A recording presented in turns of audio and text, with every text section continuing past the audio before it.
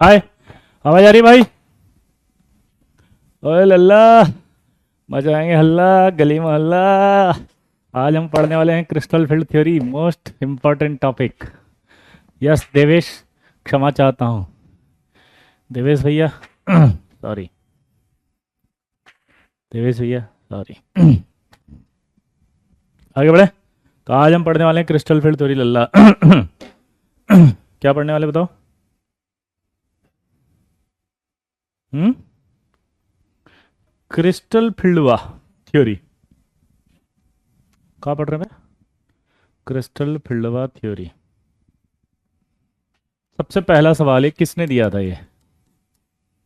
क्या पूछेगा वो? तो पहला जो सवाल लिखोगे आप, वो लिखोगे वैन विल्क और बेथे।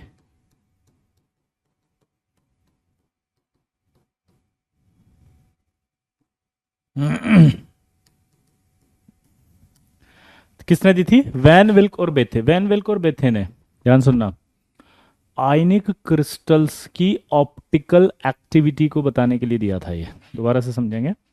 आयनिक क्रिस्टल्स की ऑप्टिकल एक्टिविटी। क्रिस्टल वर्ड जो आया है वो वहां से आया है, क्योंकि आयनिक क्रिस्टल्स की ऑप्टिकल एक्टिविटी को बताने के लिए दिया था।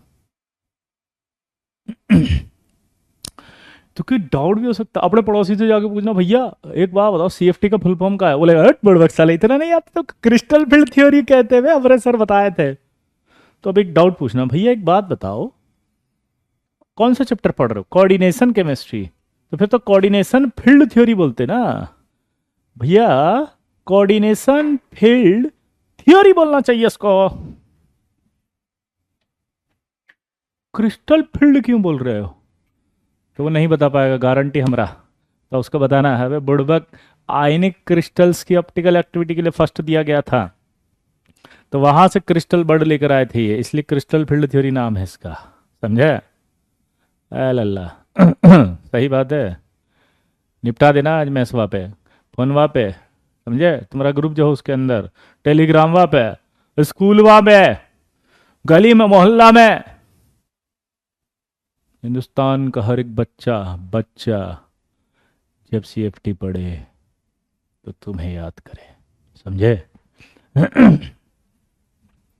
दूसरी बात ये थी कि ये बोलते थे कि जो लिगेंड होते हैं ना, लिगेंड, दो लिगेंड थे उस समय, एक नेगेटिव और एक positive.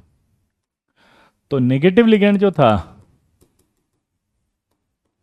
Negative ligand act as a point charge,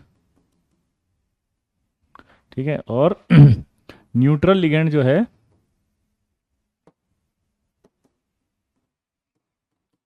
acts as a dipole. अब ये क्या मतलब है इसका, वो मैं समझाता हूं। इसका जो मतलब है वो समझना। क्या बोले जल्दी बताओ। इसका मतलब ये था कि अकॉर्डिंग टू सीएफटी, क्या बोले जल्दी बताओ, अकॉर्डिंग टू सीएफटी जो है, pure electrostatic, pure electrostatic attraction present between metal cation and ligand.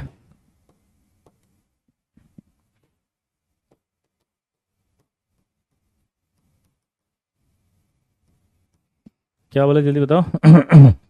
Pure electrostatic attraction present था between metal cation and ligand.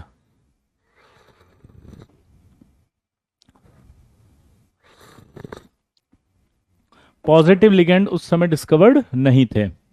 Positive ligand के बारे में उन्होंने कमेंट नहीं दिया, सॉरी, पॉजिटिव लिगेंड उस समय कमेंट नहीं दिया उन्होंने। तो इसका एक मतलब समझना, मैं ये क्या कहते हैं सीएफटी वाले, सीएफटी को बताने वाले जो साइंटिस्ट थे उनका नाम है वैन विल्क और बेथे।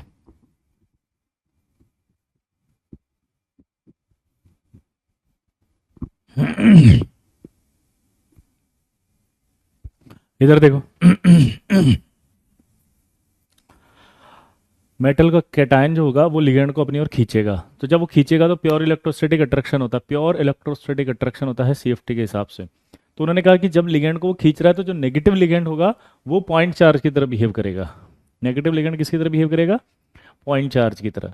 और जो आपका न्यूट्रल लिगेंड होगा वो बोलो, न्यूट्रल लिगेंड होगा किसकी तरह बिहेव करेगा? वो डाइपोल। जैसे मान लीजिए अमोनिया है, अब अमोनिया एक न्यूट्रल लिगेंड है, तो इसमें नाइट्रोजन की इलेक्ट्रोनेगेटिविटी ज़्यादा होगी तो वहाँ नेगेटिव या पॉजिटिव, तो इसका मतलब वो नेगेटिव लिगेंड इस नाइट्रोजन वाले एंड को खींचेगा अपनी ओर, इस नाइट्रोजन वाले एंड को खींचेगा अपनी ओर। समझ गए मेरे दोस्त? कौन सा एंड को खींचेगा? नाइट्रोजन वाले एंड को।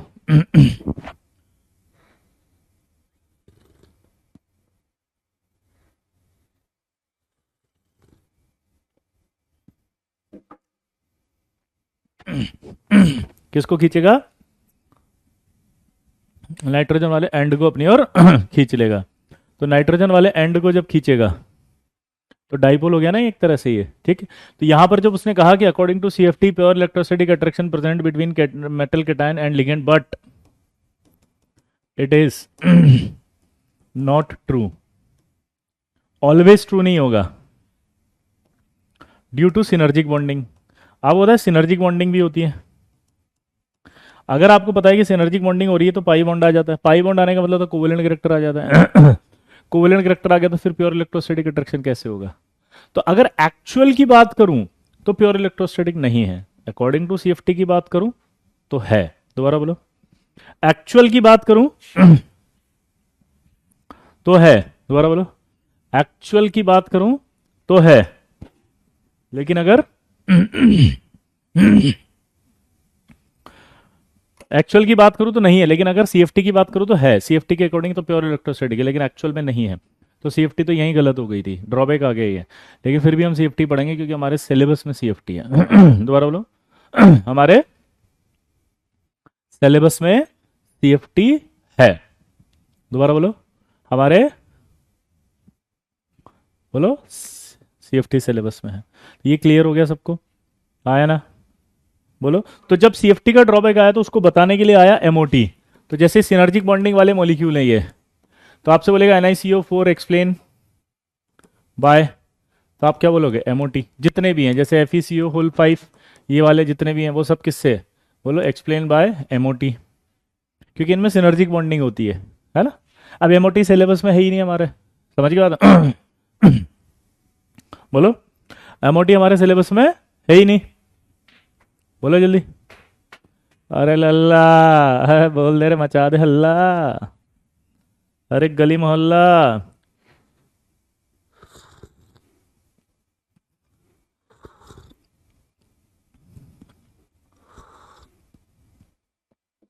बोलो।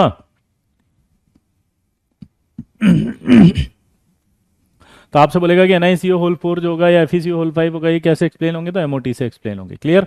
लेकिन अब हमें सीएफटी पढ़नी है। अब सीएफटी क्या कहती है ये समझना। सीएफटी कहती है कि लिगेंड आएगा, लोन पेयर लाएगा। दोबारा बोलो, लिगेंड आएगा, लोन पेयर लाएगा। ये लोन पेयर जो है वो वैकेंट ऑर्बिटल में दे जाएगा, ऐसे पढ़ा था ना अपन ने। बट उससे पहले ये वैकेंट ऑर्बिटल स्प्लिट कर जाएगा। यहां पर एक लाइन ऐड हो गई, स्प्लिट होने के बाद फिर इलेक्ट्रॉन भरा जाएगा और जो वैकेंट ऑर्बिटल होगा फिर वो आपके जाएगा। दोबारा बोलो,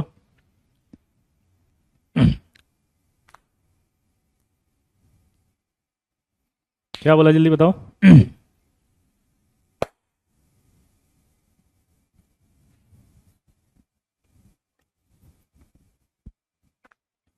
दोबारा बोलो, लिगेंड आएगा, लोन पेयर लाएगा, लोन पेयर देने से पहले वो डी ऑर्बिटल को स्प्लिट कर जाएगा, स्प्लिट करने के बाद उसमें जो इलेक्ट्रॉन है वो भरा जाएगा और इलेक्ट्रॉन भरने के बाद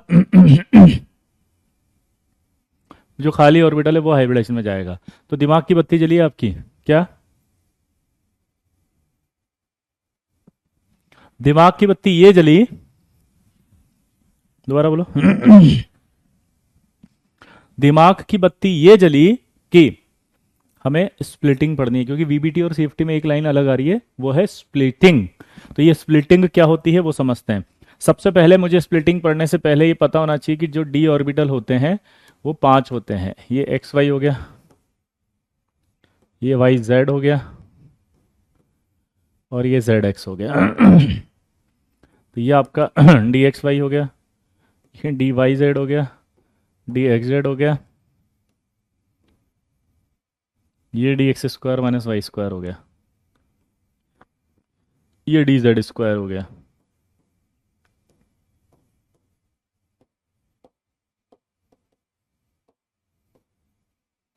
ये कहलाते हैं एक्सियल क्योंकि एक्सिस पर है, और ये कहलाएंगे नॉन एक्सियल।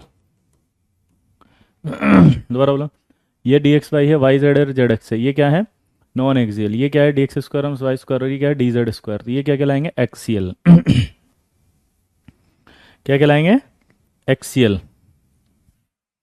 क्या कहलाएंगे एक्सियल। क्लियर, आया ना?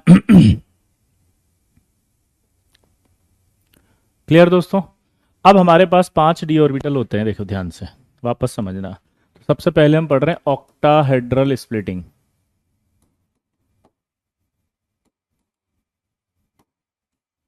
क्या है? Octahedral splitting.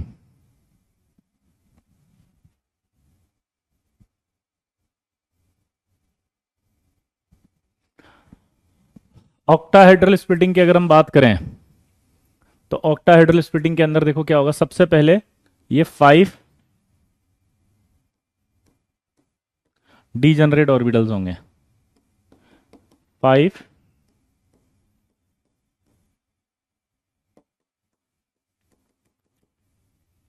डीजनरेट ऑर्बिटल्स, ठीक है, of free metal cation.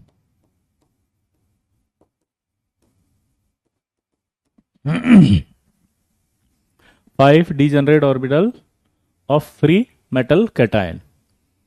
Free metal cation, दोबारा बोलो, फ्री मेटल कैटायन। दोबारा बोलो, फ्री मेटल, मतलब अभी कोई लिगेंड नहीं आया।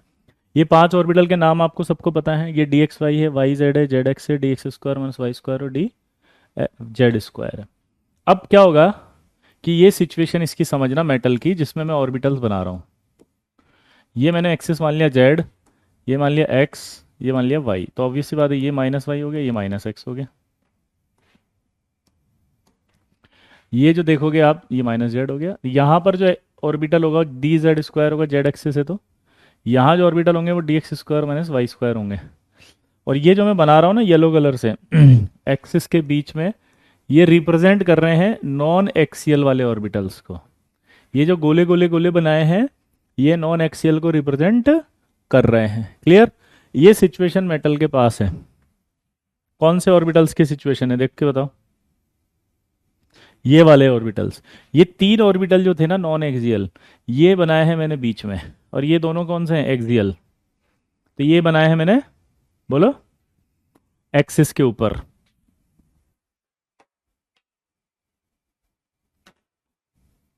कहां बनाया है? एक्सिस के ऊपर। क्लियर? अभी समझ में आ गया? डीजनरेट ऑर्बिटल क्या होते हैं बताओ? ऐसे ऑर्बिटल जिनकी एनर्जी इक्वल होती है। दोबारा बोलो, डीजनरेट ऑर्बिटल किसे कहेंगे बताओ? ऐसे ऑर्बिटल जिनकी एनर्जी इक्वल होती है। दोबारा बोलो, ऐसे ऑर्बिटल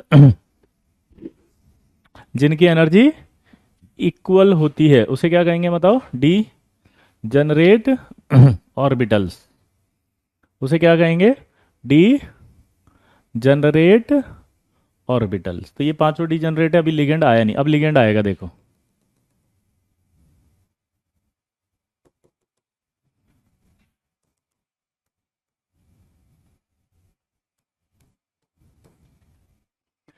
ये लिगेंड अभी आएगा, यहां देखो लिगेंड आ गया।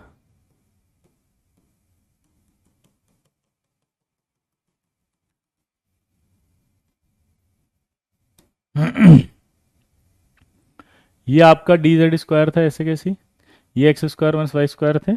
ये मैं येलो ये बना रहा हूँ इससे, ये बीच में कौन है? नॉन एक्सियल है। अब ये जब सिमेट्रिकली आ रहा है, दिमाग लगाना, कैसे आ रहा है?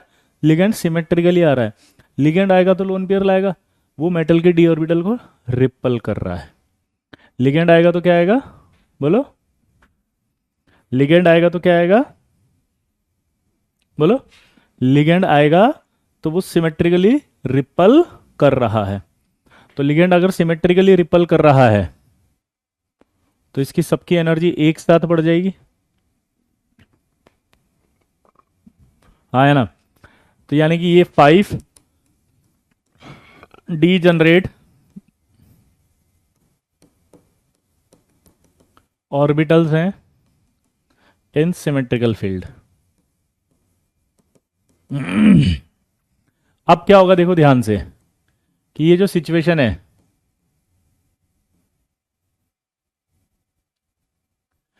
उसमें लिगेंड आपका बिल्कुल पास आएगा, हाँ या ना।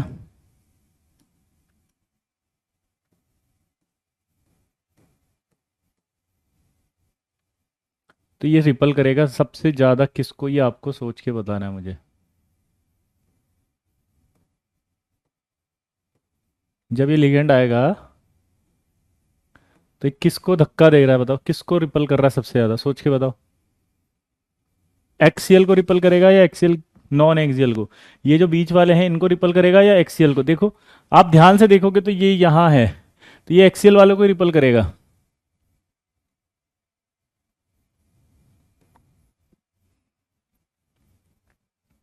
बोलो। तो इसका मतलब क्या निकला कि यहां जब पांचों की एनर्जी इक्वल थी, अब वो पांचों की एनर्जी इक्वल नहीं होगी। अब क्या होगा बताओ, अब क्या होगा बताओ। ये पांच में से दो की स्प्लिटिंग होके अलग हो जाएंगे और तीन स्प्लिटिंग होके अलग हो जाएंगे। ये कहलाएगा आपका बेरी सेंटर, जहां पर एनर्जी इक्वल है। ये कहलाएंगे कौन से पता है? D X square minus Y square और डी जेड स्क्वायर। ये कहलाएंगे D X Y, Y Z और जेड एक्स। यहां से यहां तक का जो गैप होगा ना बेटा, इसको कहा जाता है ऑक्टाहेड्रल स्प्लिटिंग, यानी कि डेल ओ। डेल ओ बराबर कहलाएगा crystal field splitting energy for octahedral. क्या कहलाएगा? Crystal field splitting energy for octahedral. दोबारा बोलो, crystal field splitting energy for octahedral. ठीक है। अब ये बेरी सेंटर से अगर हम नापें इसको और इसको, तो देखो ये दो हैं, तो ये आएगा 0.6 डेलो, क्योंकि यहाँ जीरो करना है। ये आएगा 0.4 डेलो। देखो आप यहाँ पे कितने इलेक्ट्रॉन है, दो दो चार दो छः, छः को चार से मल्टीप्लाई करोगे तो कितना होगा? -2.4। वहाँ कितने भरेंगे इलेक्ट्रॉन? दो और दो चार, चार को सिक्स से मल्टीप्लाई करोगे तो कितना होगा? +2.4। क्या होगा? +2.4। क्लियर? ये स्प्लिटिंग होती है ऑक्टाहेड्रल की। अब स्प्लिटिंग क्यों करेगा, कुछ बच्चे पूछ रहे हैं, तो भाई रिपल क्यों करेगा? सोचो ना, लिगेंड के पास लोन पेयर है, मेटल के पास डी ऑर्बिटल में इलेक्ट्रॉन से, तो आएगा तो धक्का पड़ेगा ना, सेम चार्ज है तो रिपल्शन तो होगा ना, सेम चार्ज है तो। भाई सेम चार्ज है तो रिपल्शन होगा लल्ला। ए बंसवा, अरे माँ तुमको, अरे बंसवा, रिपल्सन तो होगा रे लल्ला। चलो लिखो इसको फटाफट से, जल्दी बनाओ। इसको एक नाम और देते हैं ऊपर वालों को, T2G। क्या कहेंगे इसको? टी EG, सॉरी, ऊपर वाले को EG, नीचे वाले को T2G। भूल जाओ तो याद रखने का तरीका बोलो। रखने का तरीका ये है, कितने ऑर्बिटल हैं ऊपर? एक और एक दो। तो यहाँ भी कितने हैं? ये एक और एक दो। तो यानी EG कौन से होंगे? दो वाले। यहाँ कितने हैं नीचे देखो? एक दो तीन। तो यहाँ कितने? तीन, T2 और G। T2 और G। ठीक है। वापस से देखो, यहाँ एनर्जी जीरो होती है बेरी सेंटर पे। तो अगर यहाँ जीरो करनी है तो इसमें कितने इलेक्ट्रॉन भरोगे आप? टोटल चार। तो चार इलेक्ट्रॉन की मल्टीप्लाई होगा छः से, तो कितना होगा? +2.4। यहाँ छः इलेक्ट्रॉन भरेंगे और -4 से मल्टीप्लाई होगा -0.4 से, तो यहाँ -2.4 आएगा। ऊपर +2.4 है, नीचे -2.4 है, तो ओवरऑल क्या हो गया? जीरो। अभी तक आपके दिमाग में अगर ये डायग्राम नहीं बैठा तो इसको अच्छे से बिठाओ। इसको बिठाने के लिए वापस से यहाँ आओ, इन ऑर्बिटल्स को देखो, और इन ऑर्बिटल्स को देखने के बाद मुझे यहाँ बताओ कि अगर जब मैं मेटल बनाऊंगा ऐसे, और मैं यहाँ लगाऊंगा ये एक्स, ये वाई, ठीक है, और ये जेड, तो ये क्या होगा? ये माइनस एक्स बनेगा, या ऊपर जेड ले लेते हैं ना, अपन ने जेड लिया हुआ है तो यहाँ जेड है और ये एक्स है, ठीक है। अब देखो आप, ये जेड हो गया तो ये माइनस जेड हो गया, ये वाई है तो ये माइनस वाई होगा, ये एक्स है तो ये माइनस एक्स हो। इस डायग्राम में इन ऑर्बिटल्स को बिठाओ। जब आप इन डायग्राम में इन ऑर्बिटल्स को बिठाओगे तो ये कहाँ है, देखो ये एक्स और वाई पे है, तो इसको उठा के यहाँ डाल दिया एक्स और वाई पे, तो ये मैंने एक्स और वाई पे डाला।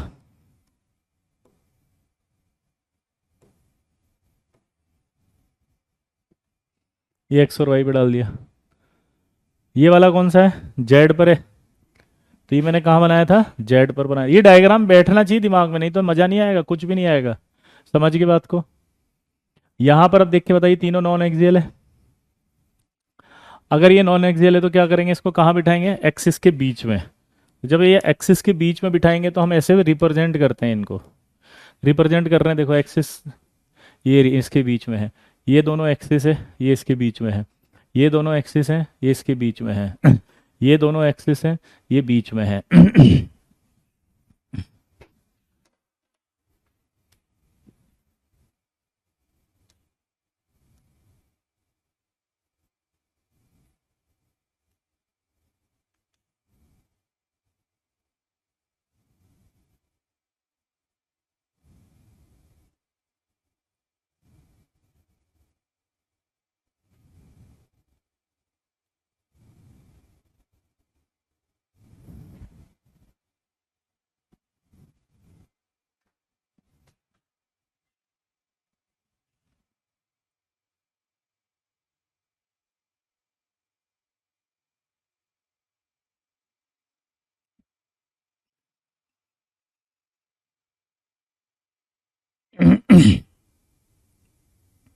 अभी दिमाग में बैठा।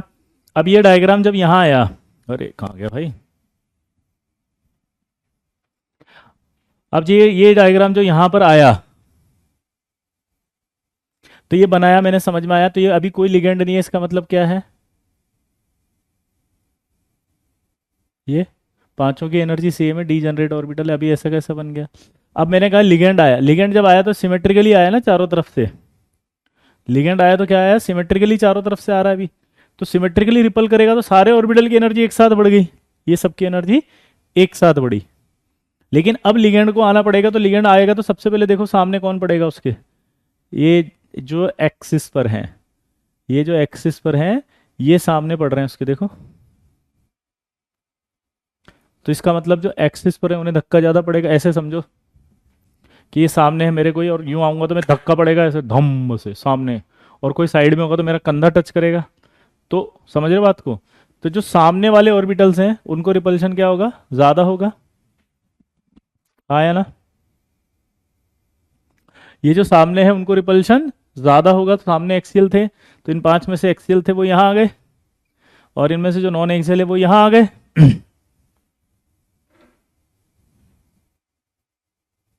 आया ना।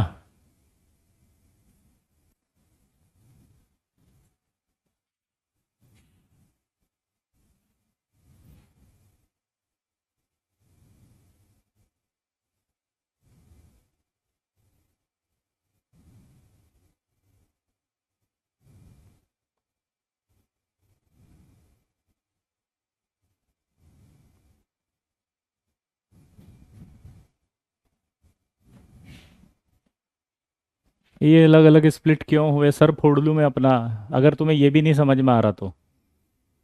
कौन है ये नमूना, इसको ये नहीं समझ में आ रहा कि अगर किसी पांच ऑर्बिटल एक जैसे थे, इनमें से जो है एक्सिस वालों को रिपल्शन ज्यादा पड़ेगा, क्योंकि सामने से धक्का पड़ेगा ऐसे यूं, तो उसको धक्का ज्यादा पड़ रहा है इसलिए वो अलग हो गया।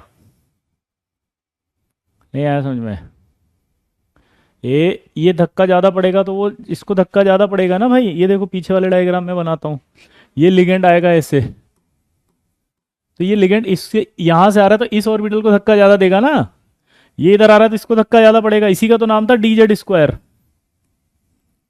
और ये आ रहा है देखो इधर से, यहां से आ रहे हैं, तो ये किसको धक्का ज्यादा देगा, अब ये सब मिलके इसको, एक्स स्क्वायर माइनस, तो ये बीच वालों को कम धक्का पड़ रहा है ना, हाँ या ना।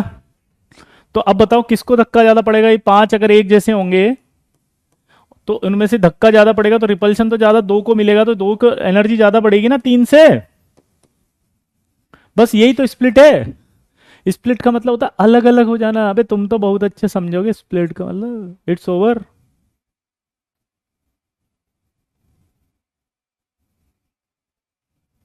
खत्म, टाटा बाय बाय।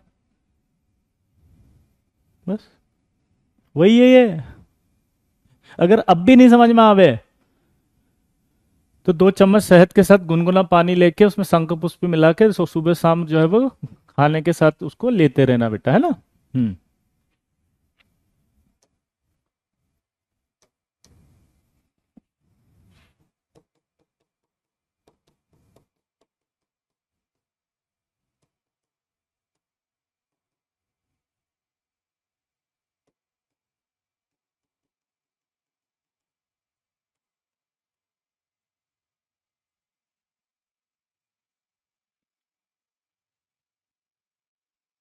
ठीक है। T2G और EG क्यों बोलते हैं, मैथमेटिकली बोला जाता है ये, ठीक है। आई होप आपको समझ में आ गया होगा। तो स्प्लिटिंग समझ में आ गया, क्लियर। अब इधर देखो, अब स्प्लिटिंग आने के बाद अगर कोई स्ट्रॉन्ग फील्ड लिगेंड होगा तो वो स्प्लिटिंग ज्यादा करेगा, और अगर कोई वीक फील्ड लिगेंड होगा तो वो स्प्लिटिंग कम करेगा। यहां तक क्लियर। अब एक डाउट मैं पूछूं आपसे, ध्यान से सुनना भाई, आज तक कोई नहीं बताएगा दुनिया में आपको ये डाउट। मेरा सवाल समझना, जब भी कोऑर्डिनेट बॉन्ड बनेगा तो क्यों बनेगा, बॉन्ड क्यों बनता है, जल्दी बताओ फटाफट। बॉन्ड, बॉन्ड क्यों बनता है बताओ।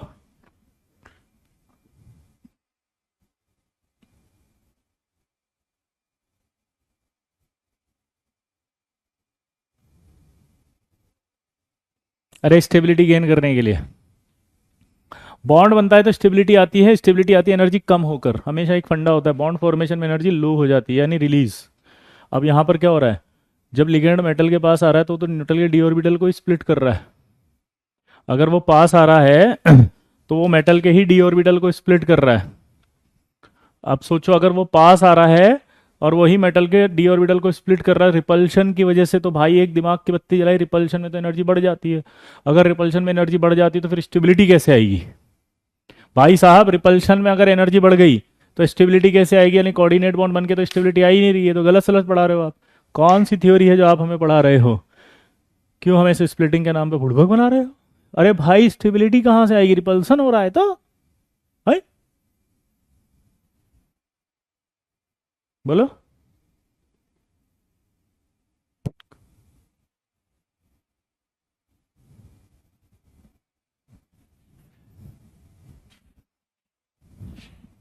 अरे डाउट समझ में आया। दूसरा सवाल, सर एक बात बताओ, यहाँ पर रिपल्सन हो रहा है, हम ये मानते हैं कि दो ये एक्सियल वालों को रिपल्सन ज़्यादा हो रहा है, और हम ये मान रहे हैं कि नॉन एक्सियल में जो बीच में इनको रिपल्सन कम हो रहा है। तो सर रिपल्सन कम हो रहा है, लेकिन रिपल्सन तो हो रहा है ना, तो फिर इसकी एनर्जी कम क्यों हुई, इसकी तो बढ़ी पर इसकी कम क्यों हो गई। दिमाग की बत्ती जली कुछ डाउट मैंने बोला जो। भाई साहब रिपल्सन तो हो रहा है, इसकी एनर्जी बढ़ रही तो इसकी कम कहाँ है, और रिपल्सन तो यहां भी हो रहा है। भाई किसी को सामने से धक्का दे रहे हैं यूं, और वो साइड से अड़ के जा रहा है सपोज, तो थोड़ा दूर उसको जाना चाहिए था, थोड़ा इसको जाना चाहिए था। पर ये कैसे हो सकता है कि ये कम हो गई, ये भी तो बढ़नी चाहिए थी। बताओ क्या हुआ।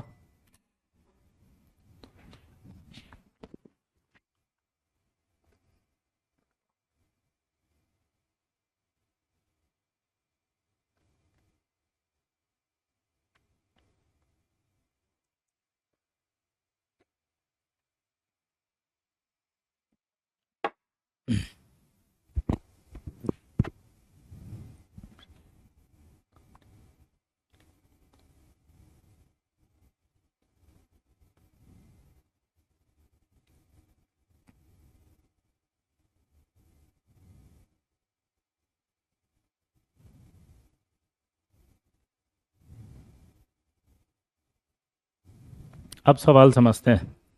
सबसे पहली बात, जब भी स्प्लिटिंग की बात आएगी तो ये स्प्लिटिंग जो होगा, जब भी इसकी बात आएगी तो ये जो स्प्लिटिंग होगा,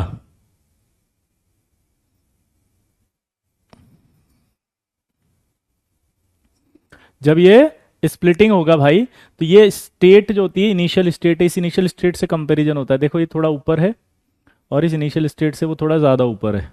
तो ये हमेशा याद रखो, ये हाइपोथेटिकल स्टेट है, बीच में बनती है, इससे नहीं कंपैरिजन होता, इससे होता है ये इनिशियल ये फाइनल। तो इसमें क्या हुआ, इससे थोड़ा सा ये ऊपर गया और थोड़ा सा वो ज़्यादा ऊपर गया। क्लियर हो गया यहाँ तक? तो अब दूसरा,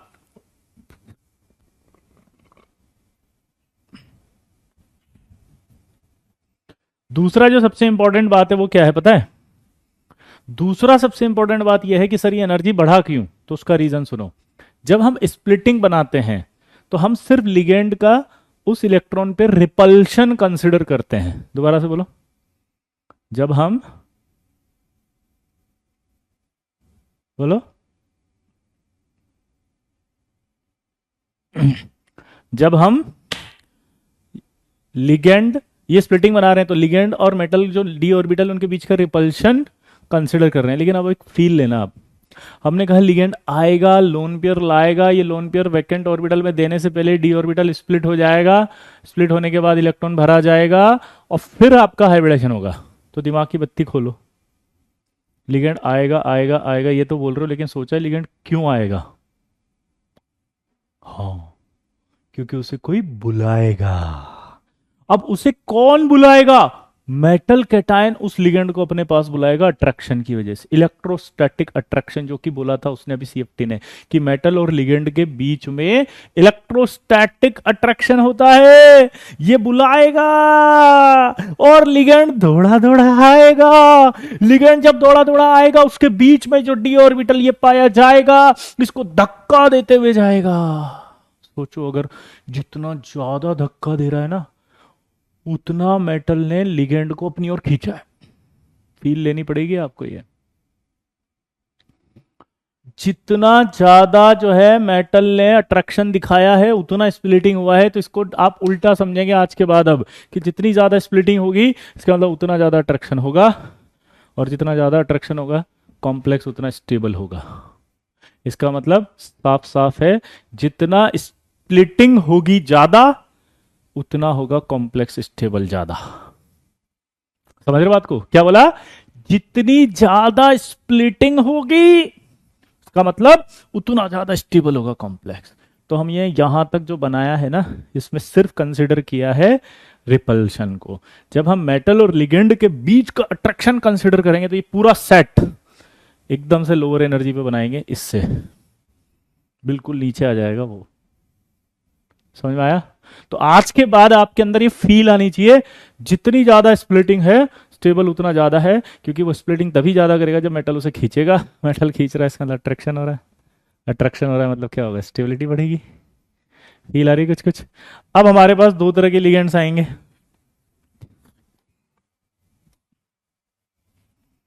एक तो होते हैं स्ट्रॉन्ग फील्ड लिगेंड, यानी कि जो स्प्लिटिंग ज्यादा करते हैं ऐसे। एक होते हैं वीक फील्ड लिगेंड, जो बेचारे स्प्लिटिंग कम करते हैं। अब ये यहां से यहां तक की जो एनर्जी होती है उसे तो डेल ओ कहा जाता है, क्रिस्टल फील्ड स्प्लिटिंग एनर्जी।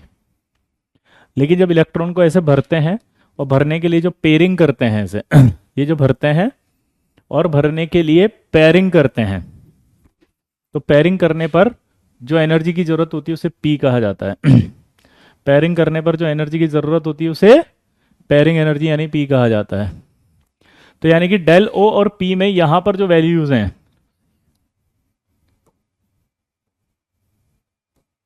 वो डेल ओ ज्यादा होगा पी से, ये एक्सपेरिमेंटल है। और यहां पी ज्यादा होगा, पेयरिंग करेंगे तो एनर्जी की रिक्वायरमेंट ज्यादा है। ये एक्सपेरिमेंटली ये डेटा मैंने दिया है। ये कौन सी एनर्जी है? यहां से इलेक्ट्रॉन को यहां ले जाने के लिए। ये कौन सी है? Required energy for pairing of electron. P बराबर क्या है?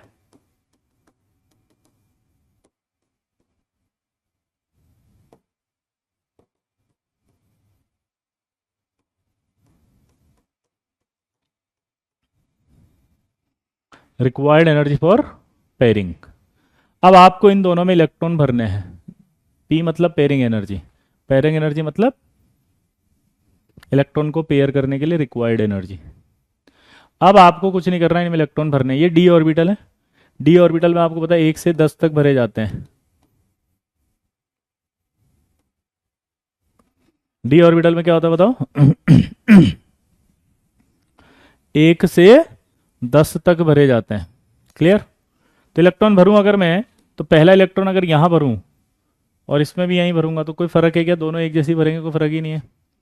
दूसरा इलेक्ट्रॉन यहाँ भरूं, यहाँ भरूं, कोई दिक्कत है क्या? तीसरा इलेक्ट्रॉन यहाँ भरूं और यहाँ भरूं, कोई दिक्कत है क्या? तो ये 1 2 3 और यहाँ भी 1 2 3, सोचो।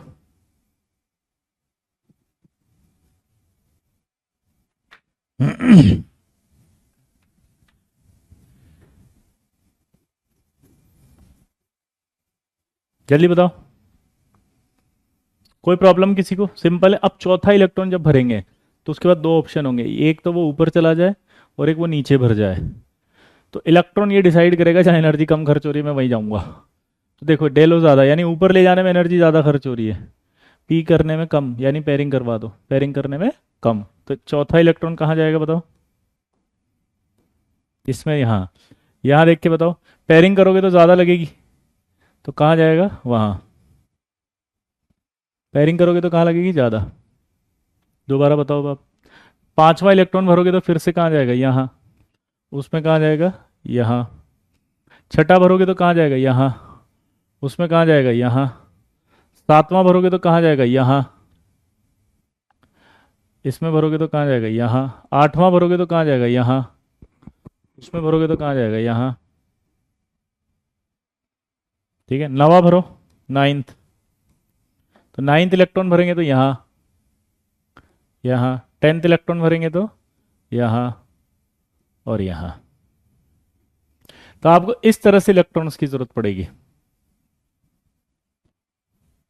अब आप ऐसे देसी में भर के बताएंगे मुझे, मेरी तरफ देखो। स्ट्रॉन्ग फील्ड लिगेंड में कैसे भरेंगे? 1 2 3 4 5 6 7 8 9 10। दोबारा बोलो। 1 2 3 4 5 6 7 8 9 10। दोबारा बोलो। 1 2 3 4 5 6 7 8 9 10। इधर देख के बताओ। वीक फील्ड में कैसे भरेंगे? 1 2 3 4 5 6 7 8 9 10। दोबारा बोलो। 1 2 3 4 5 6 7 8 9 10। भरना आ गया? पक्का? अरे हाँ भाई, इलेक्ट्रॉन भरना सीखे कि नहीं सीखे पहले बताओ। अगर नहीं सीखे तो तुरंत बोलो जल्दी से। इलेक्ट्रॉन भरना अगर नहीं सीखे तो तुरंत बोलो जल्दी से।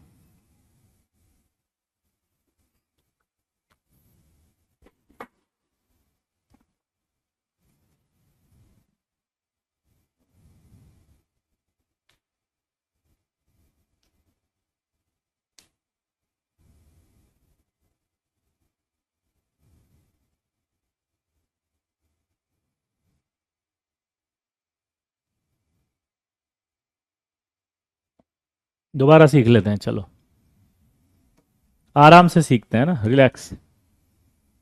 सबसे पहले इलेक्ट्रॉन भरने के तरीके को समझते हैं हम। ये स्ट्रॉन्ग फील्ड है और ये वीक फील्ड है। हाँ है ना? भाई स्ट्रॉन्ग फील्ड होगा तो ये डेल ओ ज़्यादा होगा पी से। पी मतलब इलेक्ट्रॉन को पेयर करने के लिए रिक्वायर्ड एनर्जी।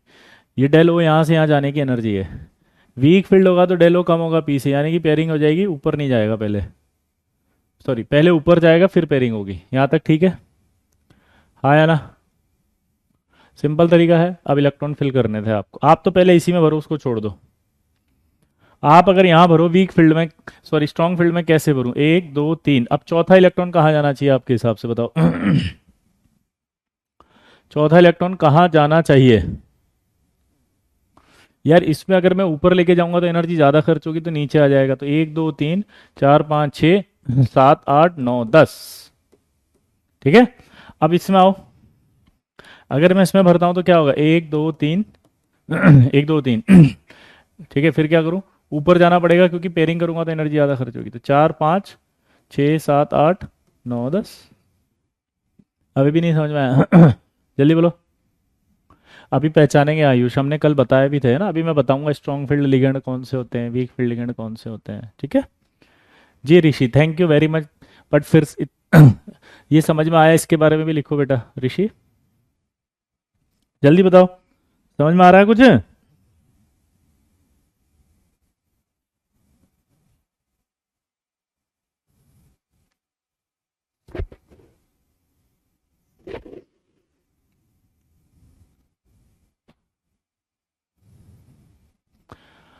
अब एक नया कॉन्सेप्ट पढ़ेंगे हम इसमें, हाई स्पिन और लो स्पिन कॉम्प्लेक्स। हाई स्पिन उसे कहते हैं जब number of unpaired electrons high होते हैं। दोबारा बोलो, number of unpaired electrons high. और लो स्पिन क्या होते हैं बताओ? नंबर ऑफ अनपेड इलेक्ट्रॉन्स क्या हो, कम। तो हाई स्पिन और लो स्पिन की जब बात करें तो क्या होगा बताओ? नंबर ऑफ अनपेड इलेक्ट्रॉन से देखेंगे, लो स्पिन और हाई स्पिन।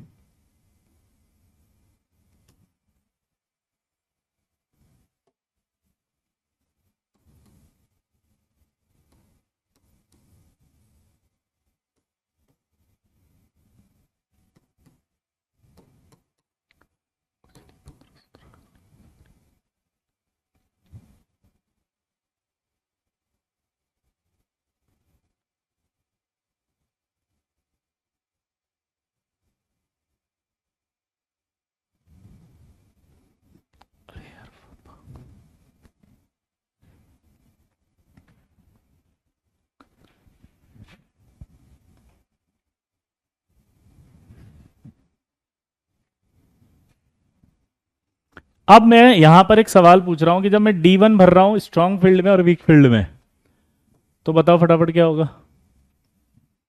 दोनों में number of unpaired electron same है, इसलिए कोई हाई स्पिन लो स्पिन नहीं बोलेंगे इसको। तो D1 कॉन्फ़िगरेशन में कोई लो स्पिन हाई स्पिन नहीं होगा। D2 भरो। ये रहा D2। तो D2 अगर भरते हैं तो कोई लो स्पिन हाई स्पिन नहीं आएगी।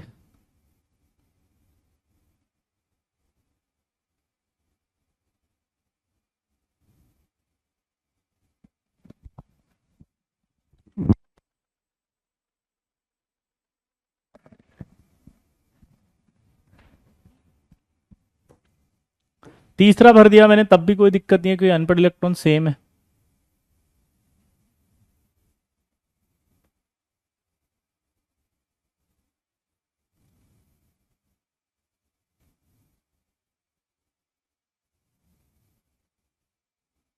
अब जब D4 आएगा बल तो दिक्कत होगी। अब तो D1 से D3 तो देखें अगर, तो कोई लो स्पिन हाई स्पिन नहीं है।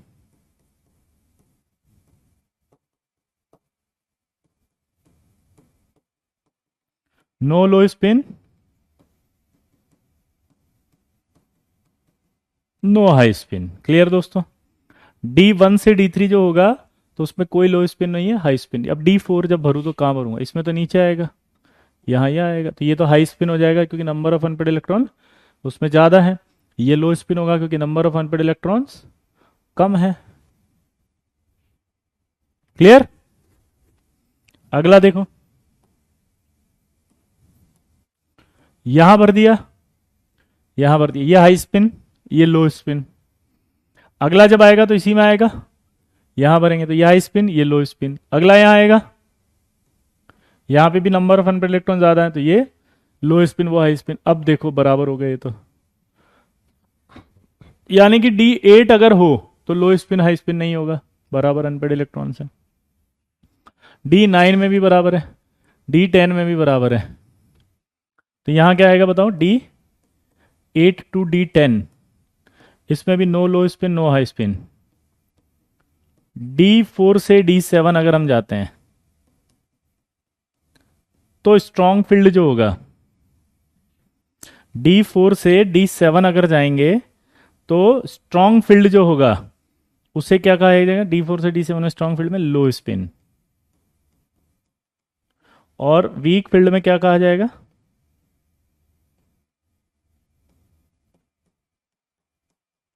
High spin.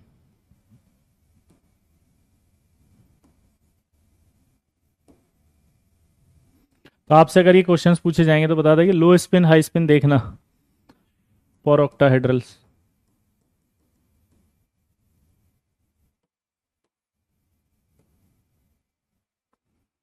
For octahedral.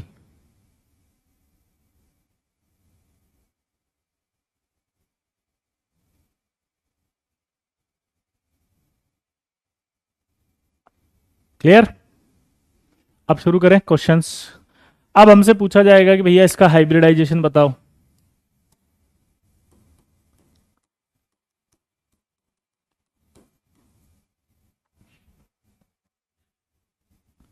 समझ रहे हो? अब दिमाग की बत्ती जलाएं तो सबसे पहले Fe पर +2 चार्ज आएगा 3d6 से। साइनाइड स्ट्रॉन्ग फील्ड है कि वीक फील्ड है? मैं आपको बता दूं स्ट्रॉन्ग फील्ड है, क्योंकि कल मैंने बताया था ये होते हैं स्ट्रॉन्ग फील्ड। अमोनिया, पिरिडीन, डाईपिरिडीन, बीच में फंस गया इन NO2 CnCO। अमोनिया पिरिडीन, ठीक है, डाईपिरिडीन बीच में फंस गया इन NO2 CnCO। क्लियर? अब बाद में लिखना, नहीं लिखे तो। अब स्ट्रॉन्ग फील्ड है तो स्प्लिटिंग कैसी करेगा जल्दी बताओ? ऐसी। इलेक्ट्रॉन 6 भरने, जल्दी बताओ कैसे भरूं? अभी भरे थे 1 2 3 4 5 6, ये दोनों खाली, और ये आपका आ गया। अब दिमाग की बत्ती जलाओ। ठीक है, हाइब्रिडाइजेशन के लिए 6 डब्बे चाहिए मुझे खाली, तो 6 डब्बे फटाफट बताओ कौन सा है, बोलो। 6 डब्बे की बात करो। ऑक्टाहेड्रल किसे कहते हैं बताओ? जब लिगेंड 6 होते हैं, है ना? तो हमने ऑक्टाहेड्रल के लिए पढ़ा है वो हार्दिक अभी, ठीक है। अब क्या करें? 6 डब्बे तो ये खाली दिख रहे हैं मुझे, ये रे। तो 6 डब्बे ये दिख रहे हैं, तो क्या आएगा? ये D2sp3 ऑक्टाहेड्रल डायामैग्नेटिक μ0, ठीक है, लो स्पिन अभी पढ़ा था अपन ने, और इनर ऑर्बिटल कल बताया था इनर ऑर्बिटल क्या होता है। तो ये इनर ऑर्बिटल आ गया।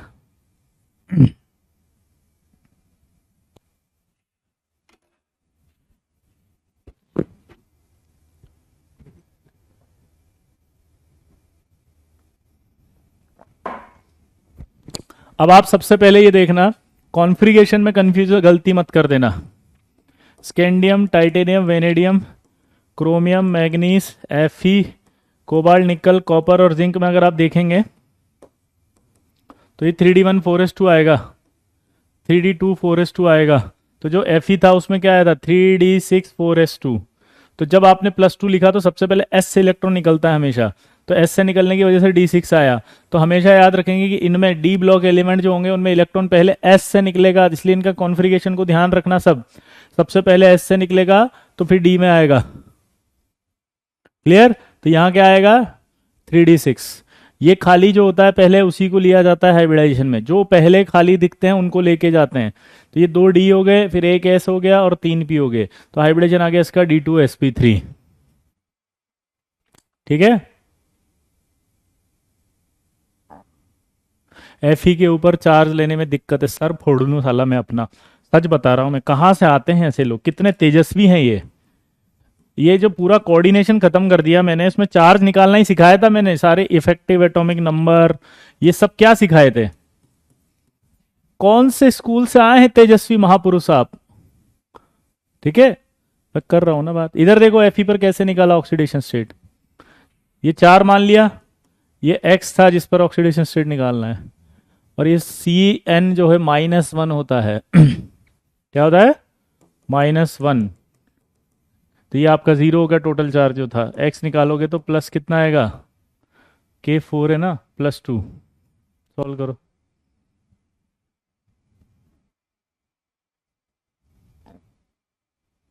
इनर ऑर्बिटल शायद नहीं बताया, VBT जाके पढ़, अभी कल ही पढ़ाया है। एक थप्पड़ पड़ती अगर मैं अभी ऑफलाइन में तो एंटर करके देता तेरे को एकदम से। अरे बाबा चुप, बुप, बुप, मैं कर रहा हूं ना बात। इनर ऑर्बिटल भी बता देता हूं ना यार, इतनी छोटी सी बात की परेशान हो रहा है। देखो, जब कभी अंदर वाले डी, ये 3D वाला डी पार्टिसिपेट करे तो इनर ऑर्बिटल, यानी कि पहले डी लिखा हो तो इनर, अगर बाद में डी लिख रहा हो तो आउटर ऑर्बिटल बोलते हैं। जैसे इसका बताना,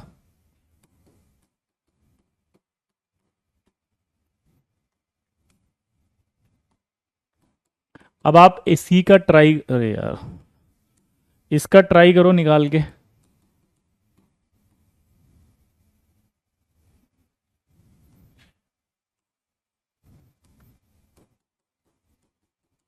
Fe का ही लेते हैं ताकि दोनों में कंपैरिजन आ जाए।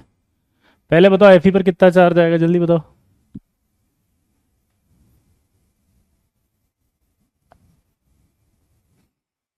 हाँ, ऑर्बिटल हमेशा Fe+2 के ही बनाएंगे अभिषेक। जी जी, thank you very much Krish for your kind concern. तू तो पढ़ ले, नेतागिरी क्यों कर रहा है? तूने टाइप करा, तेने टाइम वेस्ट नहीं किया। जल्दी करो।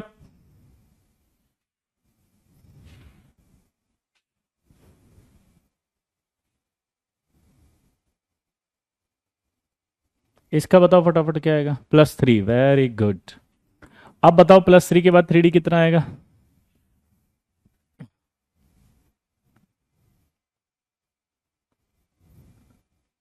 3D पर कितना चार्ज आएगा सोचो।3D5। अब इलेक्ट्रॉन भरो।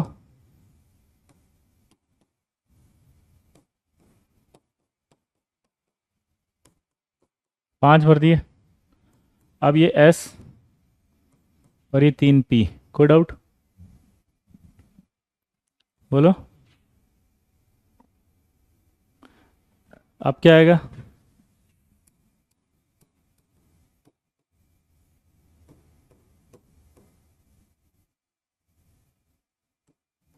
Four D. अब आपको कितने डब्बे चाहिए? देखो अभी 3D में कोई वैकेंट नहीं है ऑर्बिटल, अभी ये नहीं जाएगा हाइब्रिडेशन में। तो 6 डब्बे चाहिएंगे यहाँ से। 6 डब्बे काउंट करो, एक, फिर 3 और फिर D काउंट करो।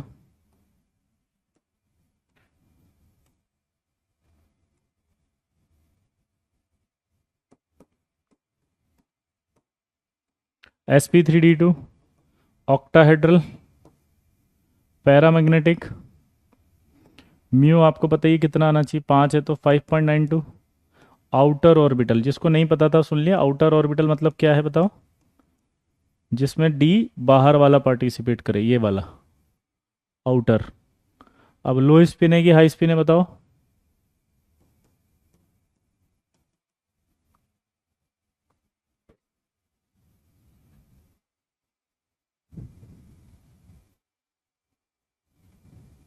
हाई स्पिन है।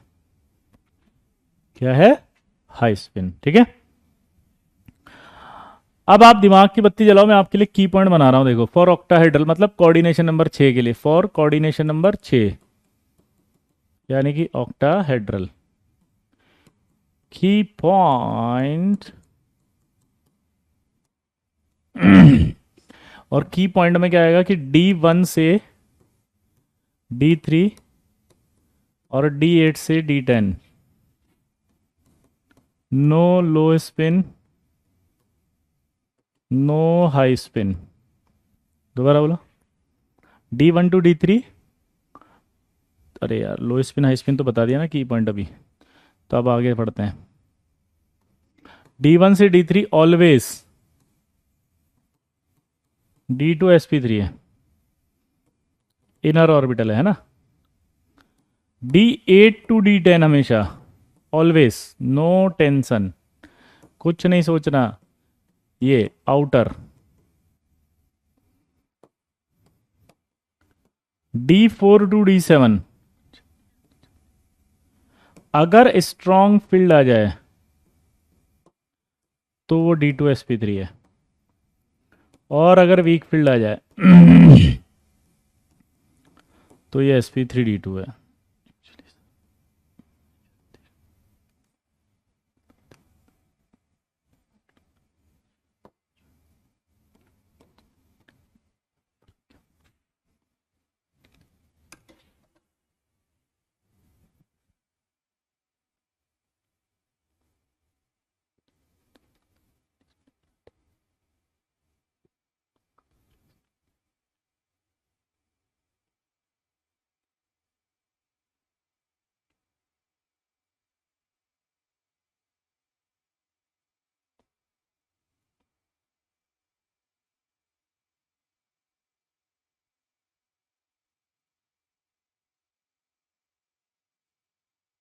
की पॉइंट लिखा?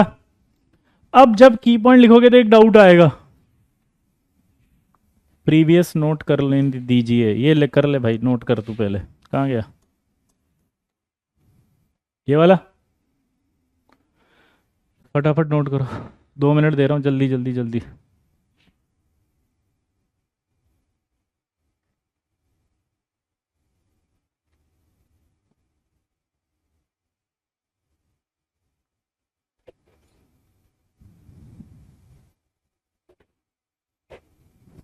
आगे बढ़े।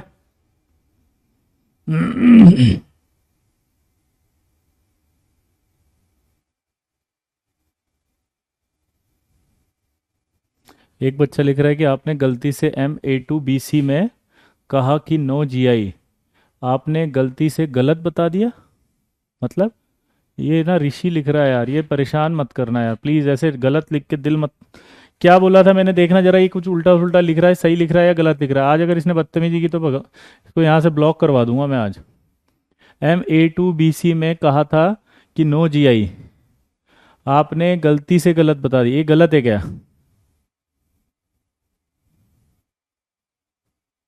कहाँ गया उसका कमेंट?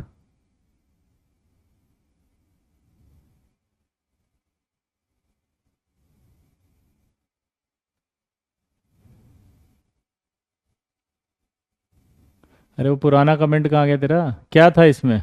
इसको बना लो, GI बना के देख लो। ये A है और ये BC, इसका बना के चेक करो।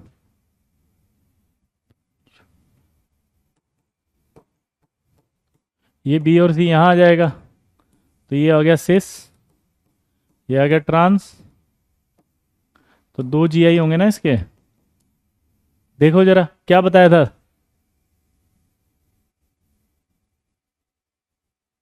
अरे इसको इसको NT पे ले आओगे ना, तो ये सिस बन जाएगा, ये ट्रांस बन जाएगा विद रिस्पेक्ट टू BC। ठीक है, सही कर लो अगर सही था तो, हाँ जो भी है, नो GI नहीं इसके, ऑप्टिकल बताया होगा या तो ऑप्टिकल नहीं होगा, जो भी हो ये है। BC अगर यहाँ है तो इसको NT पे ले आओगे ना। हम्म, बना लो, सही कर लो, सही कर लो, sorry. Thank you Rishi, thank you very much. तभी तो मैंने चेक किया ना, क्योंकि ये अगर कोई चीज़ आपके लिए मिसप्रिंट होगी कुछ तो चेक करना पड़ता है ना वापस से। ठीक है, आगे बढ़े। सर ये ऑर्बिटल पे 5 कैसे निकालते हैं बता दीजिए। 5 मतलब इसके 3 GI थोड़ी, 2 ही तो GI होंगे, वो तो A2B2, वो तो ABCD था आदित्य। ऋषि के लिए ताली बजाओ, बच्चे के लिए। Very good Rishi, thank you. पहली बार नहीं, दूसरी बार ऋषि ने आज कुछ अच्छा किया है, दूसरी बार ऋषि ने आज अच्छा किया है, तारीफ, तारीफ तो बनती है भाई की। अरे 3G नहीं लिखा है, 3 GI तो इसके लिखवाए थे MABCD के। NCERT में इसमें 2 सिस और 1 ट्रांस लिखे हैं, वो रहने देना, गलत है वो। इसमें NCERT में 2 सिस 1 ट्रांस लिख रहा होगा, छोड़ दो। ठीक है। अमन बोल रहा है कि नहीं आपने नो OI करवाया था, आपने सही GI बताया था। अब जो भी हो, कन्फ्यूजन को छोड़ के ये कर लो, सही है, करेक्ट है अब तो। आगे बढ़े। ये हो गया, ये हो गया, ये नोट करो जल्दी, फिर एक सवाल मुझे बताना है।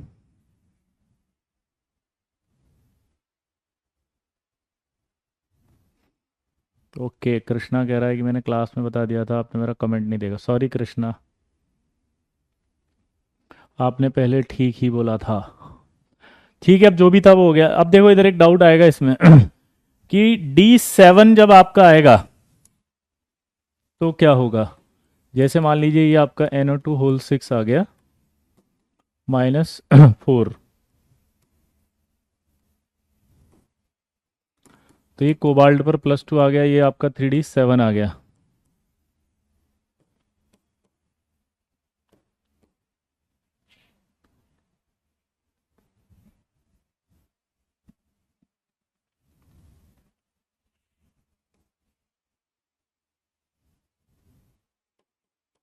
तीन, चार, पाँच, छ और ये 7। क्लियर? 1 2 3 4 5 6,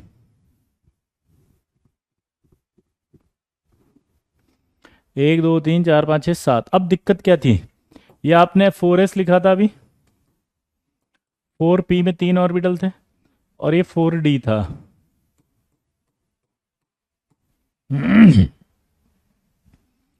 अब प्रॉब्लम ये थी कि की पॉइंट अगर लगाएं तो इसमें आपका D2sp3 लिखा हुआ है, लेकिन D2 कैसे हो सकता है, इलेक्ट्रॉन तो यहाँ पर है।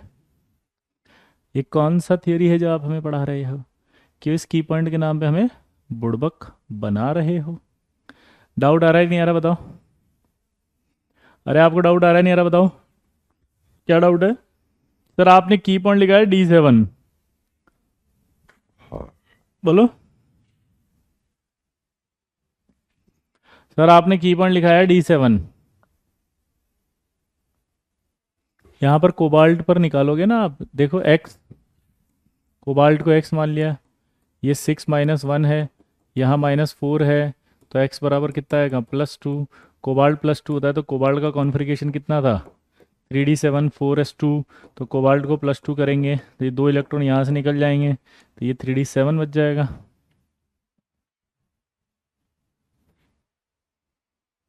NO2 स्ट्रॉन्ग फील्ड लिगेंड है ना, स्ट्रॉन्ग फील्ड लिगेंड है इसीलिए भरा मैंने 1 2 3 4 5 6 और ये 7, आपको पता है स्ट्रॉन्ग फील्ड है क्योंकि अभी लिखवाया था, यहाँ लिखा हुआ है स्ट्रॉन्ग फील्ड लिगेंड, देखो।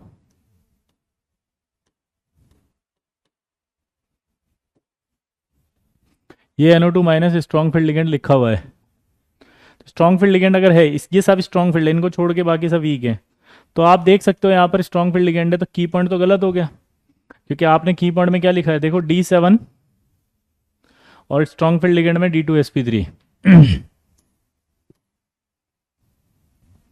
यहां सिचुएशन अगर हम बात करें तो कैसे हो सकता है, उसका रीजन है कि ये इलेक्ट्रॉन उठ के यहाँ आ जाता है, ठीक है, ये खाली हो जाएगा, ये अगर खाली हो जाएगा तो ये क्या बन जाएगा, D2sp3 ऑक्टाहेड्रल, म्यू होगा 1.73, ठीक है, म्यू इज इक्वल टू 1.73 होगा, और इसके अलावा इनर ऑर्बिटल हो जाएगा और लो स्पिन हो जाएगा।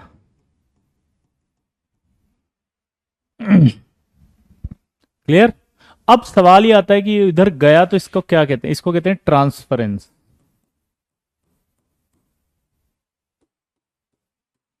क्या कहते हैं इसको, ट्रांसफरेंस। तो कंडीशन ऑफ ट्रांसफरेंस क्या होती है वो देखो। बोलो, condition of transference. Condition of transference क्या होती है, पहला, complex should have only one unpaired electron। दूसरा, complex should have only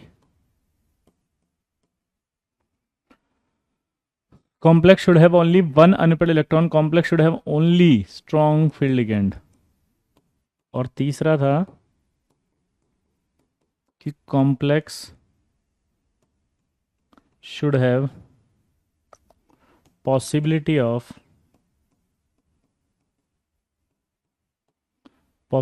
of inner orbital complex compound।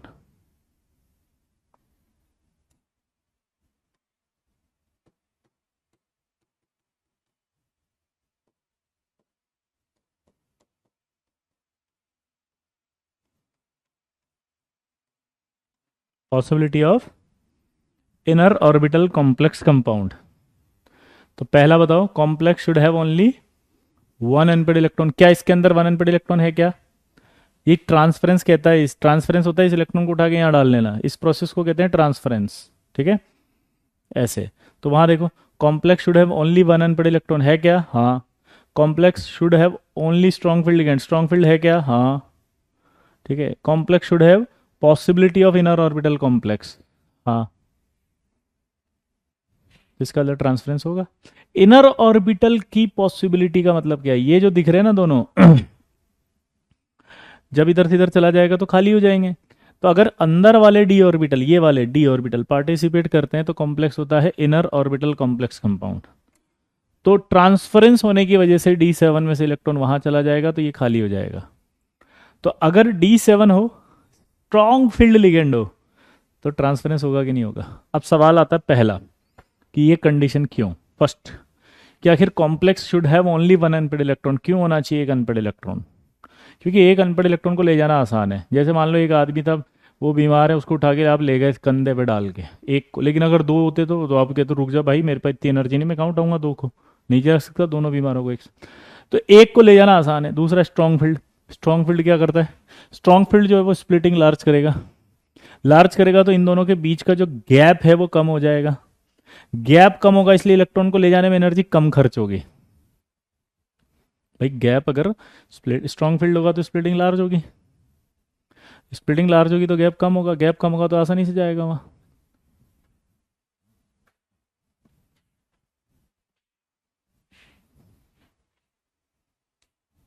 Clear, हाँ है ना। अब बात आई किसकी, पॉसिबिलिटी ऑफ इनर ऑर्बिटल। देखो अगर ये यहां से वहां जा रहा है तो ये खाली होगा, खाली होगा तो इनर ऑर्बिटल कॉम्प्लेक्स बनेंगे। इनर ऑर्बिटल का मतलब लो एनर्जी वाला ऑर्बिटल। 3D मतलब कम एनर्जी है, 4D का मतलब हाई एनर्जी है। तो अगर 3D वाले ऑर्बिटल जाते हैं तो लो एनर्जी वाले ऑर्बिटल को हाइब्रिडेशन करेंगे तो स्टेबिलिटी ज़्यादा होगी। लो एनर्जी वाले करेंगे तो क्या होगा, स्टेबिलिटी ज़्यादा होगी। स्टेबिलिटी ज़्यादा होगी तो कॉम्प्लेक्स करेगा ऐसा कि एक इलेक्ट्रॉन था, ले जाना भी आसान है, एनर्जी भी कम लग रही है और स्टेबिलिटी ज़्यादा आ रही है, तो वो ट्रांसफरेंस करेगा ज़रूर, वो जरूर जाएगा ट्रांसफरेंस में लल्ला। अरे वो हमेशा जाएगा, वो ट्रांसफरेंस में हमेशा जाएगा, लल्ला मचाएगा हल्ला। पक्का।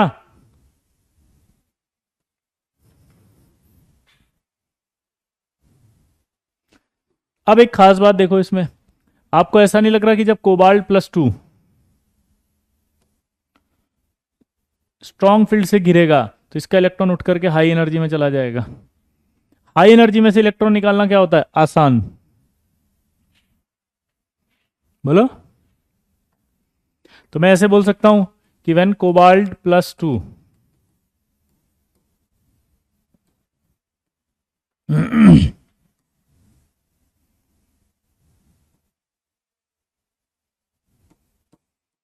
when cobalt +2 surrounded by 6 strong field ligand, then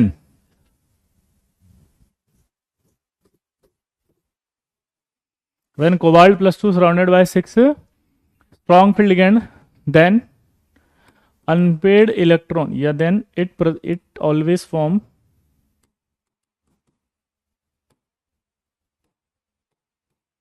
then it always form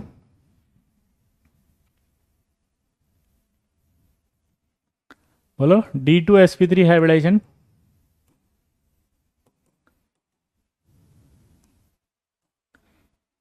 bracket में वही inner orbital complex compound.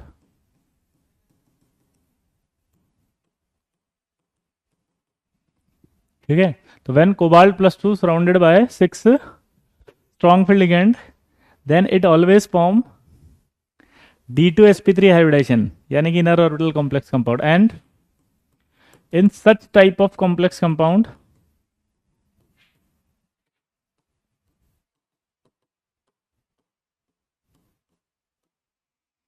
such type of complex compound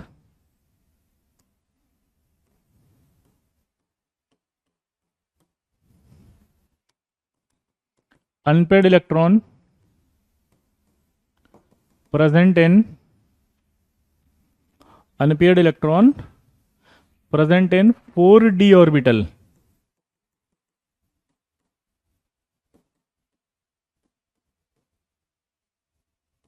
यानी कि high energy unpaired electron present in 4D orbital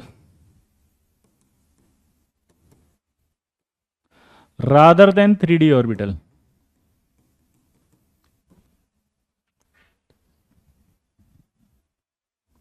ठीक है, अब ये 4D में है तो unpaired electron present in 4D orbital, यानी कि हाई एनर्जी लेवल।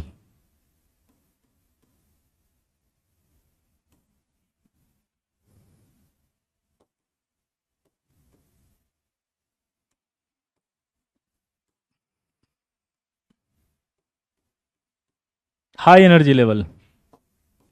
सो क्या होगा, ये इजीली रिमूव्ड।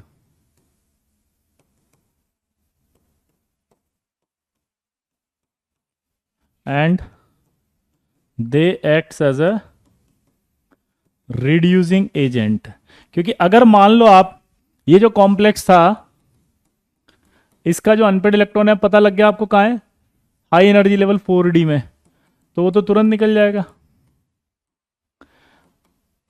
और अगर कोई इलेक्ट्रॉन निकाल रहा है तो इसको कहते हैं ऑक्सीडेशन। इसने इलेक्ट्रॉन निकाल दिया तो इसका मतलब इसका ऑक्सीडेशन हुआ है। अगर इसने इलेक्ट्रॉन निकाल दिया तो क्या मतलब निकला बताओ? इसने अगर इलेक्ट्रॉन निकाल दिया है तो इसका ऑक्सीडेशन हुआ है। ऑक्सीडेशन हुआ है इसका मतलब समझते हो आप, ये अच्छा रिड्यूसिंग एजेंट है। तो इस तरह के सारे कॉम्प्लेक्स जो होंगे अच्छे होंगे, स्ट्रॉन्ग रिड्यूसिंग एजेंट होंगे। दोबारा बोलो, इस तरह के सारे जितने भी होंगे वो स्ट्रॉन्ग ऑक्सीडाइजिंग एजेंट होंगे। क्लियर? जल्दी बोलो फटाफट। सारे जो होंगे वो स्ट्रॉन्ग ऑक्सीडाइजिंग एजेंट होंगे, सॉरी स्ट्रॉन्ग रिड्यूसिंग एजेंट होंगे। हाँ या ना?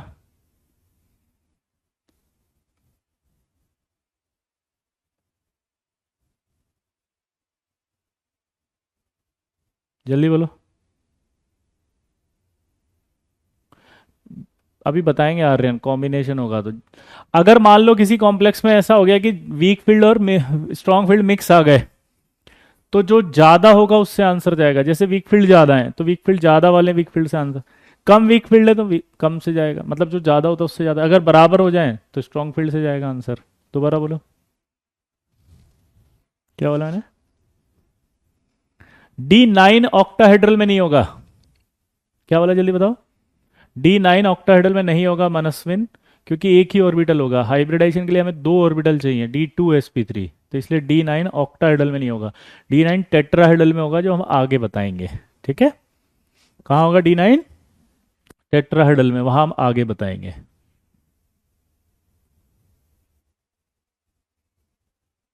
क्लियर? तो ये ऑक्टाहेड्रल की स्प्लिटिंग आपके समाप्त। अब आप क्या करेंगे, इसको पढ़ेंगे अच्छे से नेक्स्ट क्लास में। आज 4 क्लास हो गई, छोड़ दो। अरे बाप रे, क्या हो गया आज ऐसा? 4 क्लास कैसे हो गई? बैंड बज गई क्या? चलो कोई बात नहीं, छोड़ दिया। अब आपको अगली क्लास में हम टेट्राहेड्रल और स्क्वायर प्लेनर के बारे में बताएंगे। ठीक है, चलिए बेस्ट ऑफ लक, मिलते हैं नेक्स्ट क्लास में।